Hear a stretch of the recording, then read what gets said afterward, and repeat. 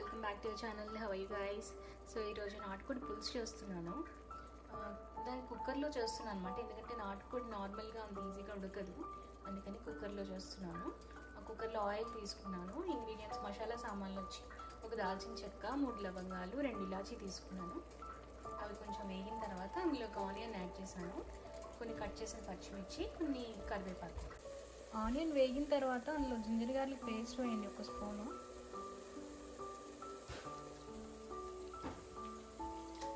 Onion బాగా fry అయ్యి ginger garlic add చేసిన తర్వాత ఇప్పుడు చికెన్ యాడ్ చేస్తున్నాను.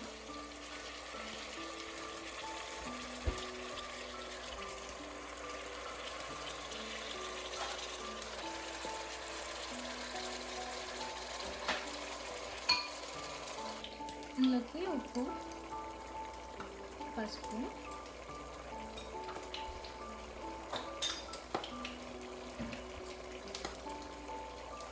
కారం, కొంచెం ధనియాల పొడి యాడ్ చేయాలి.